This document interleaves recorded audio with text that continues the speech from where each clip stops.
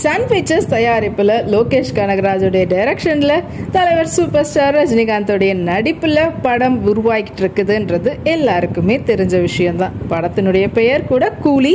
And படத்தினுடைய title reveal பண்ணுறதுக்காக போட்ட டிஸ்கோ மியூசிக் அதை விட ஒரு பெரிய பேசும் பொருளாக மாறி இருக்குது.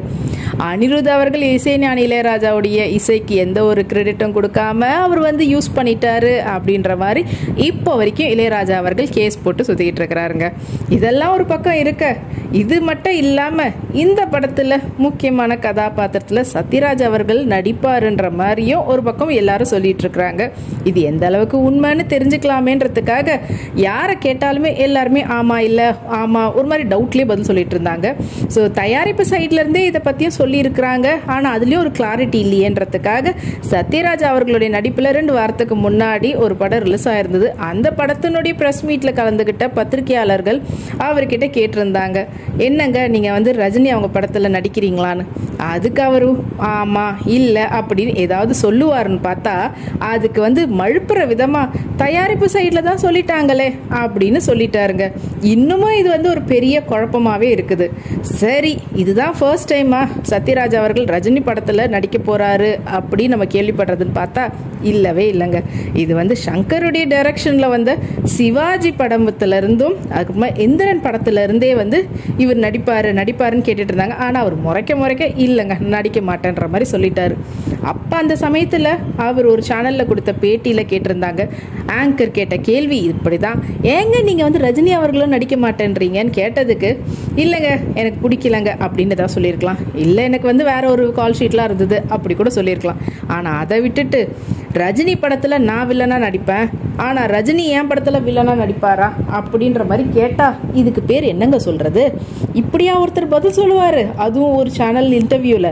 இது கூட பரவாயில்ல, அதோட சேர்த்து ஒரு டயலாக்லயே அவர் ஒரு நக்கல் நையாண்டித்தனமும் பண்ணியிருக்கிறாரு. அதுவும் நம்மளுடைய தலைவர் சூப்பர் ஸ்டார் ரஜினிகாந்தோடைய டயலாக்கை வச்சு பேரை கேட்டாலே சும்மா அதிருதுல அப்படின்னு ரஜினி பேசுனா நம்ம பேரை சொல்லாமலே அதிருதுமில்ல அப்படின்னு நான் பேசுவேன். அதுக்கு அவங்க ஒத்துக்குவாங்களா? இப்படியும் நையாண்டித்தனமா பேசியிருந்தாரு. ரஜினி படத்துல நடிக்க கூடாதுன்றதுல அவர் ரொம்பவே ஸ்ட்ராங்கா இருக்கிறாருன்னு இதுல இருந்தே தெரியுது. ஒருவேளை அவர் வளர்ந்து வரக்கூடிய காலத்துல சக நடிகனா ஆக்சுவலி இவங்களும் அவரும் 2 பேரும் சேமா தான் ஹீரோவா அப்படியே ஒரு ஸ்டெப்பா மேலே ஏறி வந்ததுனால அதுக்காக எதுக்கு அவர் படத்துல நம்ம நடிக்கணும் அப்படின்ற மாதிரி யோசிக்கிறாரோ அப்படின்றதோ ஒரு பக்கம் போயிட்டு இருந்தாலும் 2 பேரும் வில்லனா இருந்து ஹீரோவா மாறினவங்க தான். அதுலயும் நம்மளுடைய சத்யராஜ் அவங்களுடைய வில்லத்தனத்தை பத்தி சொல்லவே வேண்டாம், அது வேற மாதிரி இருக்கும்.